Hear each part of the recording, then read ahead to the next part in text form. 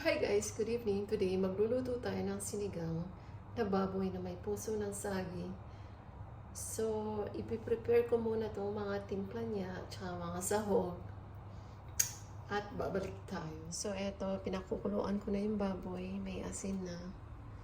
Pangalawang kulo na yan guys. Tinanggal ko yung unang kulo. And then, eto na yung magiging sabaw ng ating sinigang.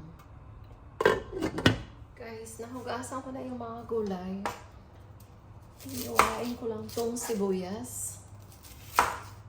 Tapos, pag malambot na yung pork, ilalagay natin to. Tsaka yung, pero uunahin natin yung kamatis para lutong-luto siya. Masarap na may kamatis sa sinigang. At masarap pag lutong-luto yung ganito lang ang hiwa ko guys pag sa sinigang. And then unahin na natin ilagay ang kamatis. Dalawang kamatis na hinog, mas masarap ang lasa ng sinigang pag hinog na hinog ang kamatis at pag marami siyang kamatis. Yan.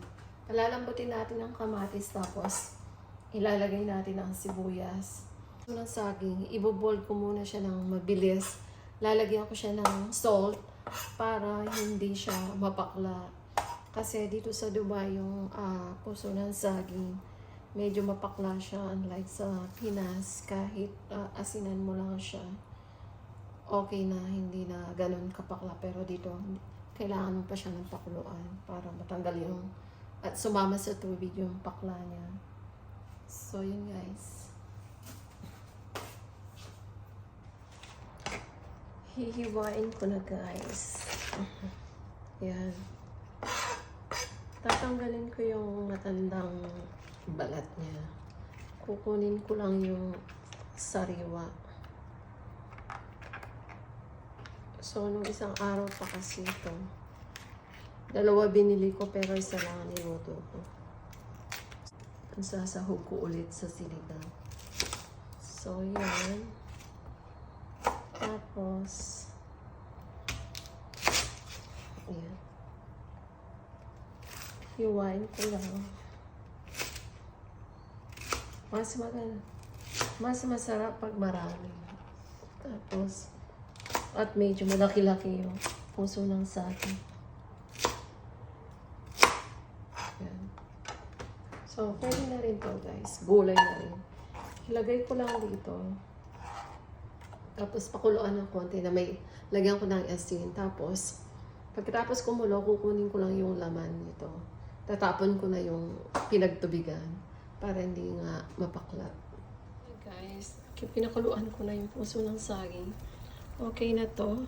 Ito naman guys, yung pinakukuluan kong baboy. Yan, sinama ko na yung kamatis at saka sibuyas. So, pakukuluan lang natin siya hanggang sa lumambot yung baboy.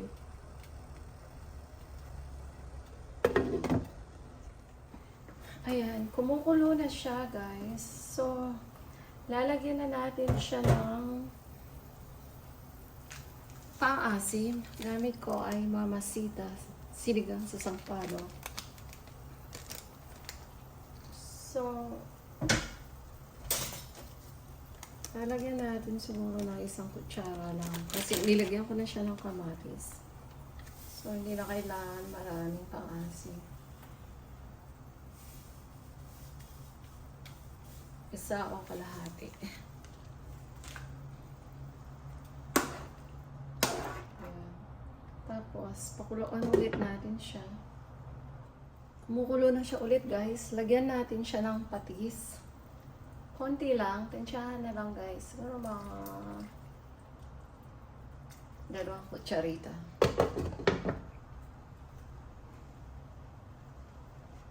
Lagay na natin guys yung puso ng saging. So, pagkalagay ng puso ng saging, mag-iiba yung kulay ng sinigang.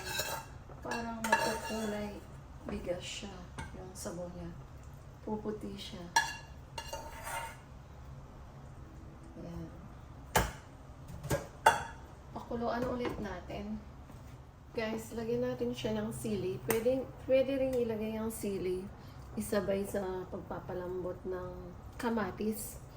Or pwede rin sa pagluto na siya.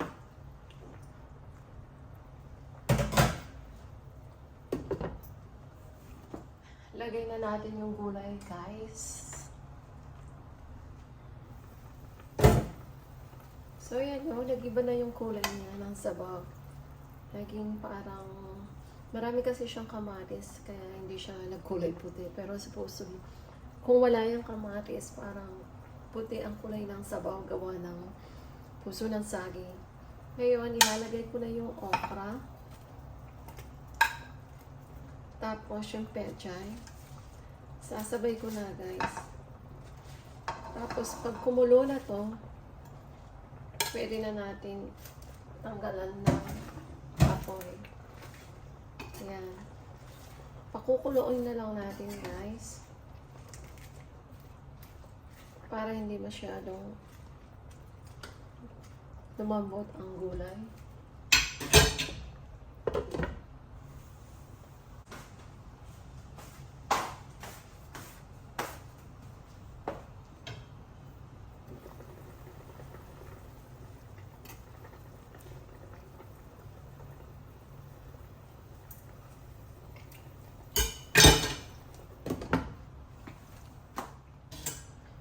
So, kumukulo na siya, guys. Ito na yung gulay.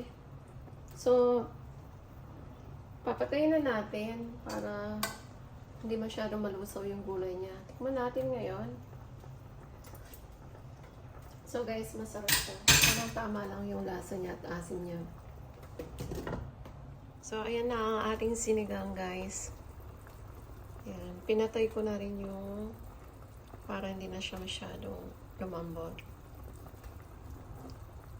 Yan, ang sinigang na may puso ng saging.